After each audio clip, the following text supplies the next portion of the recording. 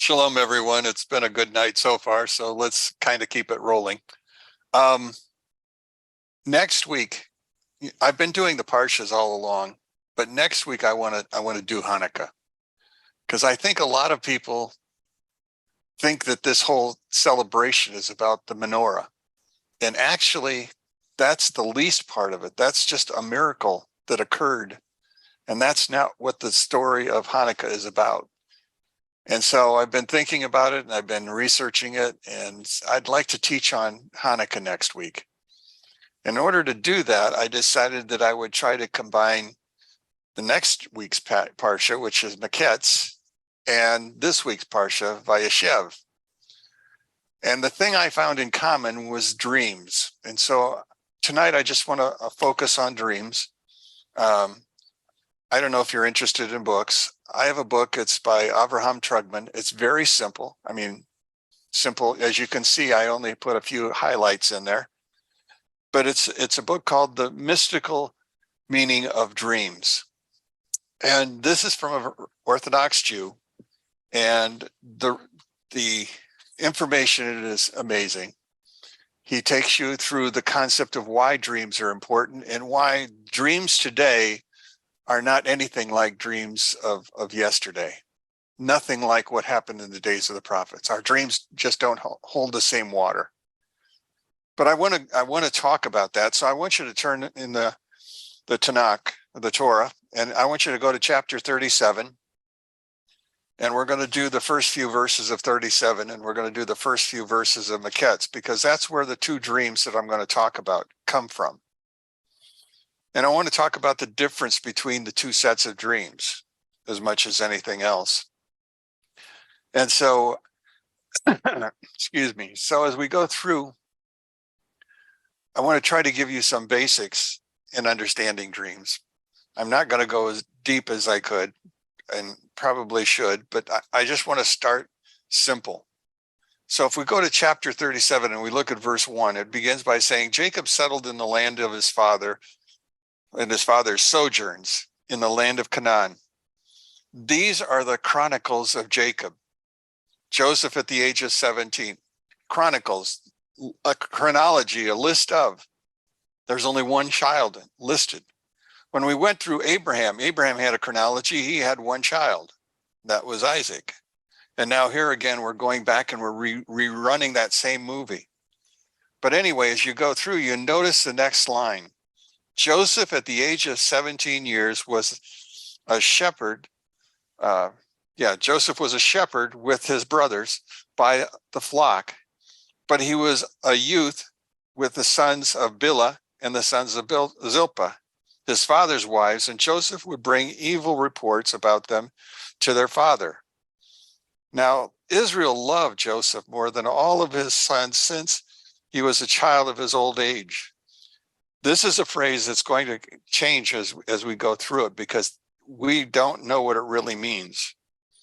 He goes on to say, and he made him a fine woolen tunic, and his brothers saw it, and it was he who their father loved most of all the brothers, and so they hated him.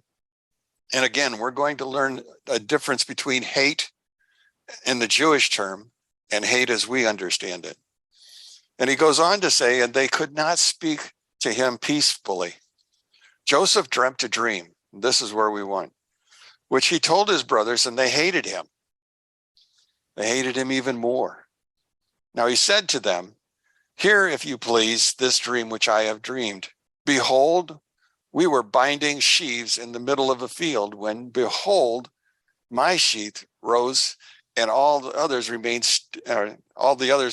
standing. Then behold, your sheaves gathered around, and they bowed down to my sheaf. His brothers said to him, would you then reign over us? Would you then dominate us? And they hated him even the more. Because of all the dreams, and he dreamt another dream, and he related it to his brothers, and he said, look, I dreamt another dream. Behold, the sun, the moon, and the 11 stars bowing down to me. And he related it to his father and to his brothers. And his father scolded him and said to him, what is this dream that you have dreamed? Are we to come and your mother and your brothers to bow down to you to the ground? So his brothers were jealous of him, but his father kept the matter in his mind. Okay, we have two dreams that we're going to talk about, but we're going to put some context around it, I think. And by that, I mean, we're going to talk about the family. Please understand, from all of the sages, all of the boys, all of them were righteous. All of them would have been considered tzaddiks of their day. But even so, even among tzaddiks, there's oftentimes differences. And sometimes the differences boil over into what people think of or call hate. And that's where we're going to go. I also want you to understand that what's happening in this particular character with Joseph is the same structural problem that happened in the second temple period. In the first temple period, we understand that idolatry dominated, and that was the reason for the temple to fall. Now, in the second temple, it wasn't about idolatry. In fact, more people were righteous than ever before. But the problem was hate. That was the problem. And so I want to a little bit grasp that and bring it into the story so that we get a better understanding of why the second temple was destroyed and why Rome ended up being in charge. Now, at this particular point in time, Joseph was seen by his brothers as the dreg of dregs. He was of no good to them. He was a righteous boy, and the word boy applied. In other words, he did not fit in with what they were thinking. But you can see that today in all of the different religions, how there are so many ways in which we look at the same subject, look at the different ideas. Even in Judaism, there's variance and degrees of righteousness based upon their understanding of the text. So when Joseph is beginning to tell his dreams, the people there begin to look at him differently. Now, the brothers themselves, according to one of the midrashic readings I was going through, the brothers said, you know, he doesn't belong in this family. You know, when Abraham had two sons, he had to send one of his sons away. And when Isaac had two sons, remember, one of those sons had to go away. It must be the same thing here. We're all in agreement, but Joseph is not. He needs to go away. And so they began to plot against him. Now it says that he came out and worked with them with the sheep, but every time he was working with them with the sheep, he would return home and he would have evil reports to give to them, which was not a good thing. Now he saw in his righteousness that he should be the one that tells his father about all of the evil that they're doing. But the problem is if you go to Hafetz Haim, is the understanding of our speech, how we speak and how we talk to one another. And what we say and how we say it makes a huge difference. And the emphasis we put into our voices makes a huge difference. Well, Joseph was putting all of that emphasis in there. There were some lines, according to the Midrash that I was reading, it says that Joseph looked at them, and one of the things that he noticed from, I think it came from Rashi, if I go correctly from this, he said that the boys were eating the flesh of animals. He said that the boys were looking on the slave girls. He said the boys were doing all kinds of sexual kinds of things, deviant kinds of things. And there just wasn't going to be any peace because of it. Well, obviously the boys didn't take that very well. So we continue the story. Now, in our story, we have to understand he is a son of the old age. And I want to give you a new understanding of what that phrase could possibly mean. You see, when Joseph was born, he was born to Jacob at 91. Now, we normally don't think about it, but understand there were 7 years in which all of these boys were really born. So there were multiple births going on in every year. Naphtali and Zebulun were only 9 months older than he was. So it's not a question of son of the old age. They were all sons of a man who was in his older age. It was not something where it was one. But the expression is Ben Zakunva. It means, in essence, that this was a custom of one of the sons of a father always being kept at home to help the father in his old age. He was the one who helped him limp to wherever he was wanting to go, who would go get the extra food for him or whatever it was that he needed. He was the gopher of the tent. That's what he was. That was why he was the son of the old age. Benjamin was even younger, but Benjamin was not old enough, according to many of the texts, to be able to do all of these things. And so Joseph at 17 was old enough to support his father as his father needed help walking. He was old enough to do all of the activities around the camp. So Joseph was that right age, but he was called the son of his old age. Now, if we go back to the text, I want you to look at a particular word in this particular case. And the word that I want you to look at is peace. And now I've lost it.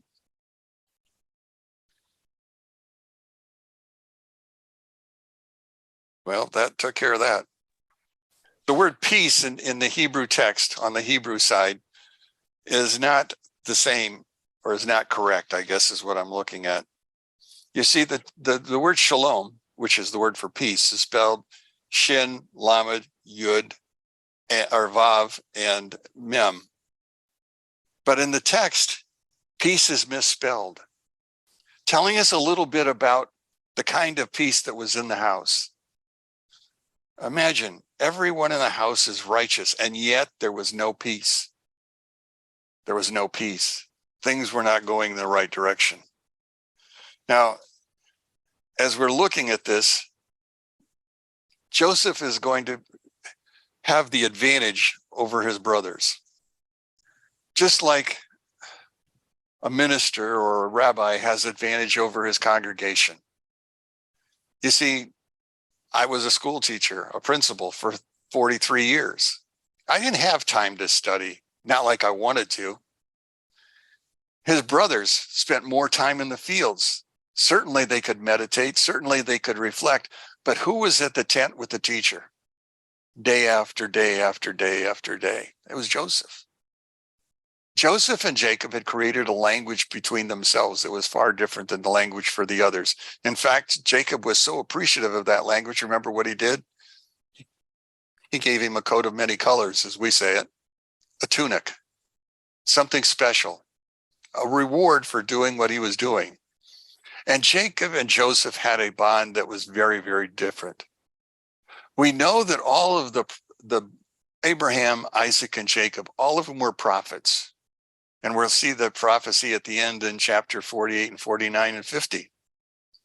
But at this particular point in time, I want us to understand the fact that a prophet is one who studies, who meditates, and who prays.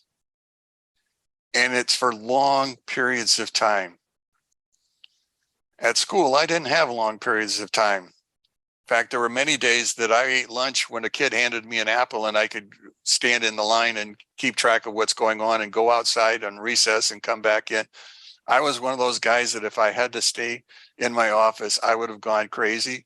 Plus the fact that I had 55 students lined up at my door every hour on the hour being sent to me. This way I knew them, they knew me. Life was good. Discipline was limited. Well, Joseph and Jacob had this relationship that was far superior. But in having that relationship, a prophet has multiple ways of receiving a prophetic message. The message that he received came twice, and it was something that he needed to say to somebody. And so he said it to his brothers, which made them all the more angry with him, because it sounded like what he was doing was putting them down and building himself up. And so there became a hatred, but not in the way that we would think of. Yes, they probably wanted to kill him. I remember there were days when I wanted to kill my sister. I did. She's still alive, but life is still going on. But at the same point in time, we do have those times when we don't like each other, for lack of a better term. Fortunately, my wife likes me, so therefore I don't have to spend too many days thinking about all of the hate that could possibly be coming. Right. But anyway, so one of the parts of a prophet are dreams.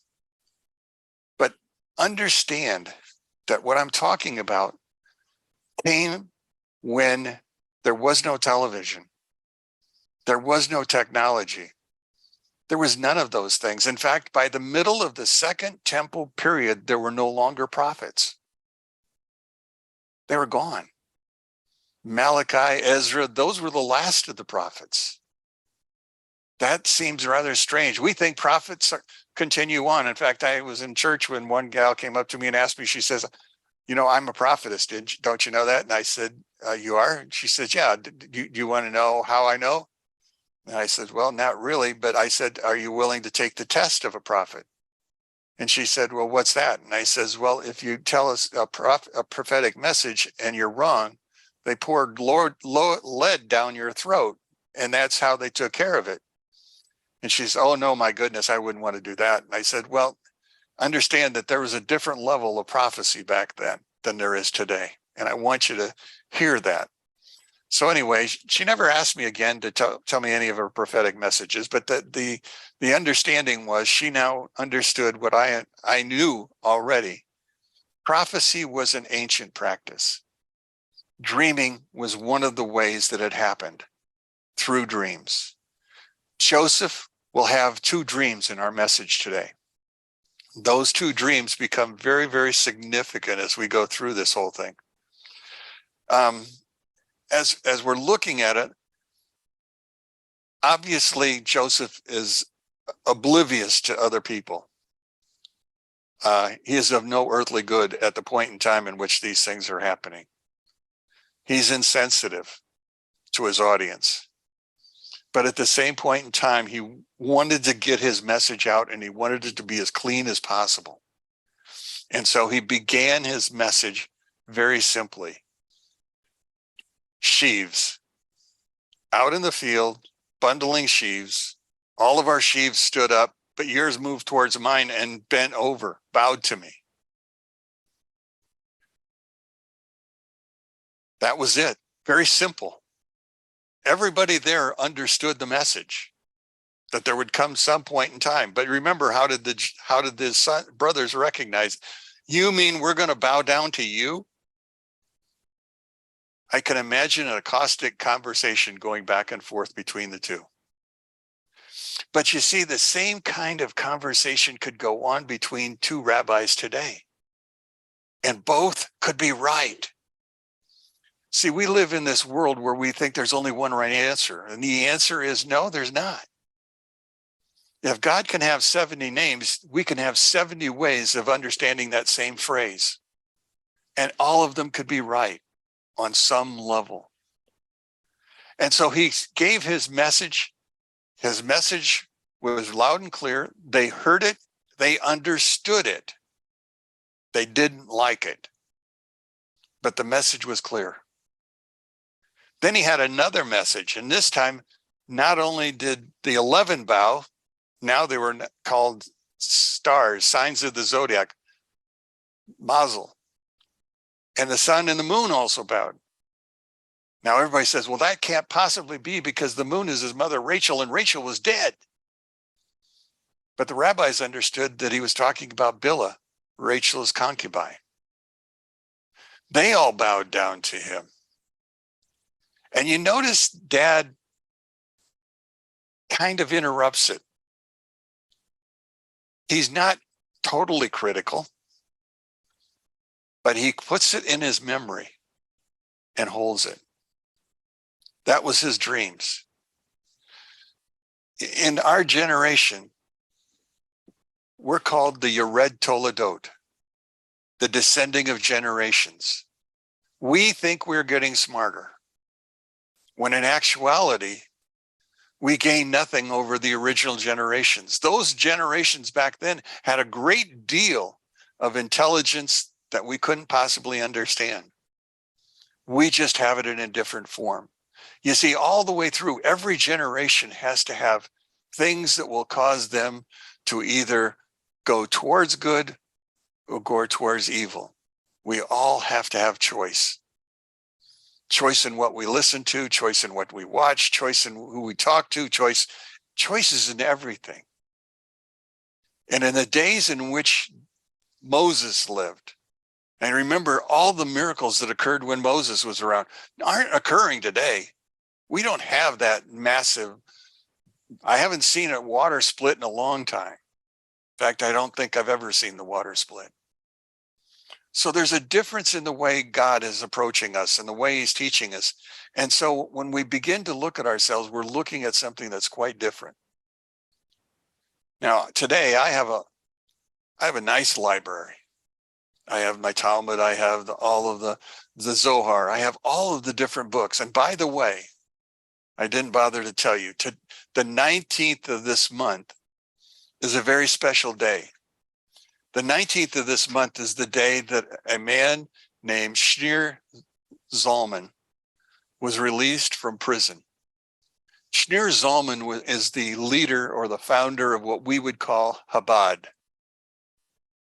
He had been spending, well, in his particular place, he was in Russia. That's where he lived. In fact, he moved his family to Russia and told others to follow him. And so they moved to Russia, and they're there. The other rabbis didn't like what he was teaching. You see, he was teaching that we should all be available to learn all of the Torah, not just the oral, or not just the written, and not just the plain text. He wanted us to learn everything we wanted to learn.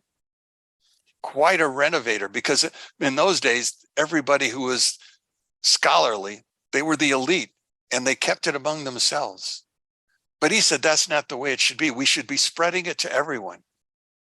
And I think it's because of Shneur Zalman that I was able to be able to learn some of the Zohar, to learn the Kabbalistic material. Because I know that there are still rabbis that are teaching that Gentiles should never learn any of this. That's just for Jews. But I understand in my heart that God has opened the Bible to us. He opened it to me quite differently after 50 some years of age, when he began to teach me that the Old Testament was more relevant than the New. And that's where I spent my time. And I began to gain so much ground. And then I was fortunate, I got to retire. And now I get more time to study, more time to babble on like I'm doing right now. That's the important thing. Now, in our story then, we now go to a second story, and I want you to turn over to chapter 40, or 41, I think it is. Yeah, 41. And we're now talking about Maketz. We're now moving into the second Torah, it is chapter 40. Chapter 40, verse 1. Or 41, 1. It begins, it happened. Hopefully you're with me. So it happened at the end of 2 years to the day Pharaoh was dreaming. So what have I skipped? I've skipped the time in which Joseph was taken prisoner, thrown into a pit, left the pit, now has been hauled by the Midianites down, became a servant of Potiphar. Potiphar's wife tried to seduce him. After that whole seduction situation, he was thrown into prison. He saw 2 more dreams there. And in doing those 2 dreams, one of the things that happened was one of the characters died, one of the characters was liberated, and he was foolish enough to ask him, please remember me when you get out to the Pharaoh. And he spent another 2 years there. So our story goes on. Pharaoh was dreaming that, behold, he was standing over the river being the Nile. And behold, out of the river there emerged 7 cows of beautiful appearance, robust flesh, and they were grazing in the marshlands. Then behold, 7 other cows emerged after them out of the river, of ugly appearance and gaunt flesh, and they stood next to the cows on the bank of the river. The cows of ugly appearance and the gaunt flesh ate the 7 cows that were beautiful. Pharaoh awakens from his dream. Pharaoh had a second dream. And behold, 7 ears of grain were sprouting on a single stalk, healthy and good. And behold, 7 ears, thin and scorched by the east wind, were growing after them. Then the 7 thin ears swallowed up the 7 healthy ears, and Pharaoh awoke, and behold, it had been a dream. Now, I want to tell you that this dream that we're looking at now is a Gentile dream. And the dream that we looked at before was a Jewish dream. And I come by that very easily. Pharaoh's a Gentile. Pharaoh's a Gentile. And so his dreams are aimed at the Gentiles. Joseph's dreams was aimed at his brothers who were Jews. He's speaking to his own kind. But I also want to introduce the fact that dreams that happened back then still have relevance today and are still pertinent today. In fact, the rabbis would tell you that the Jews should continue to read the dreams and continue to grow from those dreams. Well, how do you grow from a dream that was given to 11 brothers who are no longer around, whose families are no longer around? And we can't tell where many of them are because they're so mixed up with everybody else. But look at what happens. In the dreams of Pharaoh, Pharaoh the Gentile, it was not uncommon for the kings to receive dreams back in those days. Daniel, remember, goes and interprets the dreams of Nebuchadnezzar. Dreams were something that the prophets were able to understand. Joseph had a special understanding because he was able to take the dreams and he could put it into time and space. So here, let's go back to Pharaoh's dreams first, and then we'll go back to the other. Notice what he's dreaming about. The first thing he dreams about are cows. The second thing he dreams about are corn. They both have one thing in common. They're low-level things. And if you look at it closely, Pharaoh has nothing to do with the corn that's healthy, nor the corn that's weak. He has nothing to do with the healthy cows or the sick cows. You see, Pharaoh, like most Gentiles,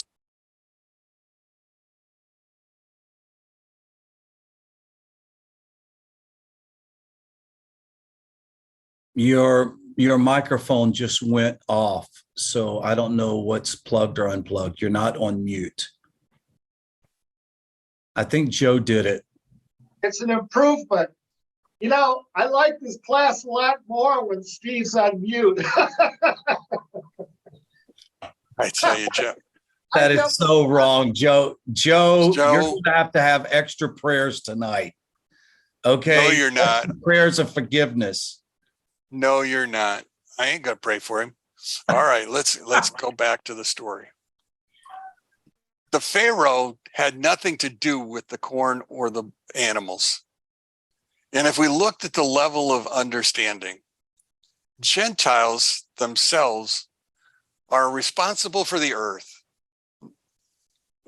We're the ones who want to climate control and all of the other things that go with it. We're earthly people. Jews, on the other hand, are not earthly people. They're spiritual people.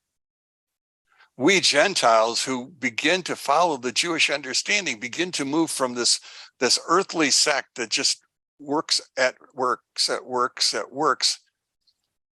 But you look at the Jew and notice what happened. In that Jewish story, they were out binding sheaves. They were working. Not only were they working, but there was a product at the end. And the product at the end began to bow to them. Now, the second set of prayers or bowings came from the heavenly places. Do you remember the one word I told you that was misspelled? Shalom.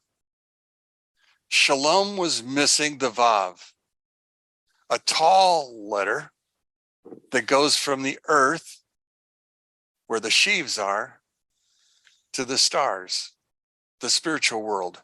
The Jewish people are responsible for connecting us between heaven and earth. That's their responsibility. Our responsibility is to do what we can here, learn what we can here, share what we can here, but know that what's going on is us here in this physical world, working our way towards the spiritual world. The Jew, on the other hand, has already established a relationship with God, supposedly, and that relationship has taken him to elevated heights. Joseph was telling his family, all of us, we all have a heavenly place. That was the difference between the two sets of dreams. In the case of this Pharaoh had the dreams. Pharaoh didn't understand what the dreams were about, but when it was all said and done, what do we know happened? Pharaoh stumbled. Who came to his aid? Joseph. What did he do? He interpreted the dreams.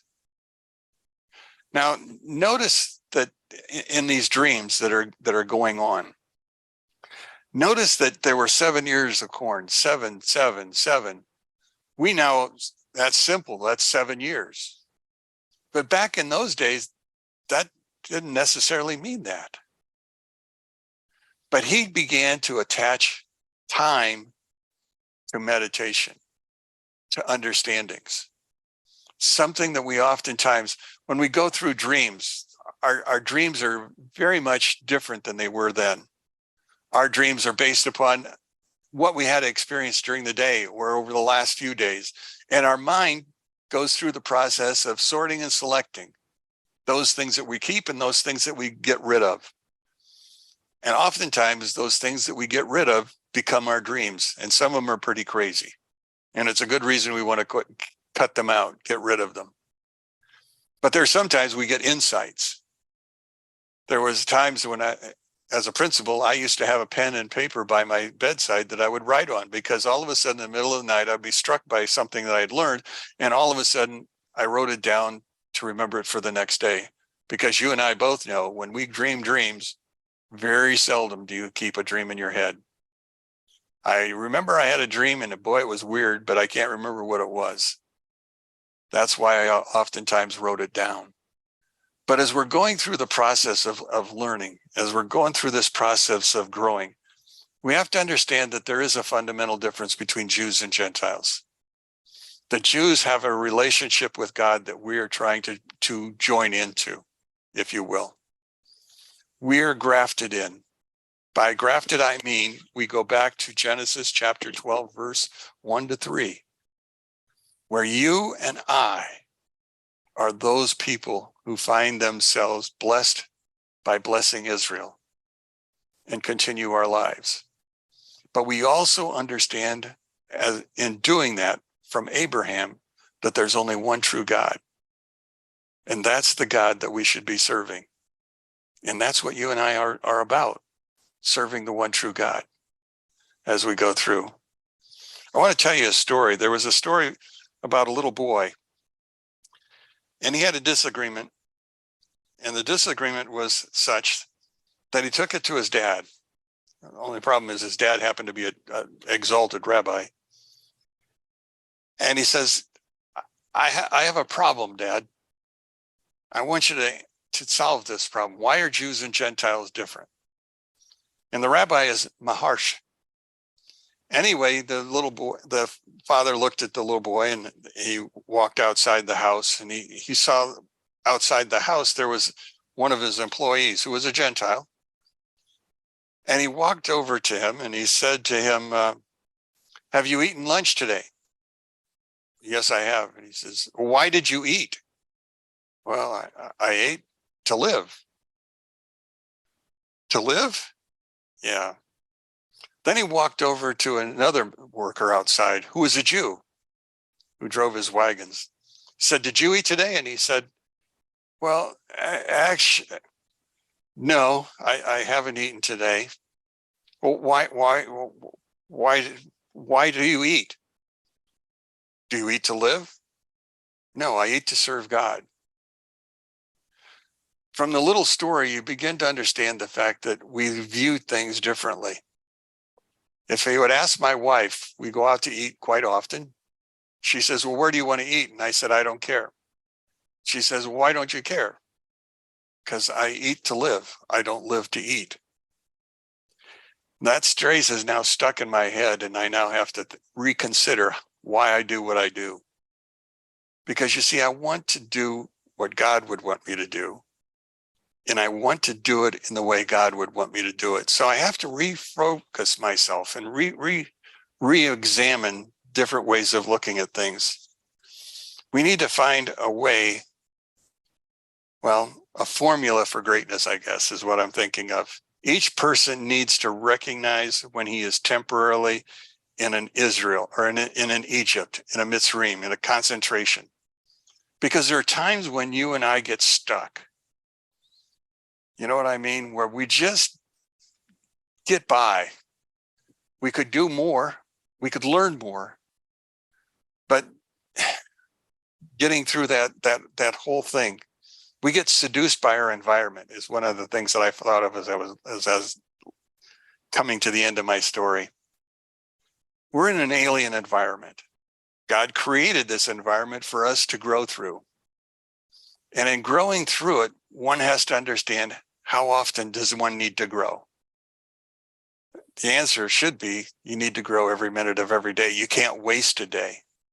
But you and I both know we do waste days. We waste hours and we waste minutes and we do all those things.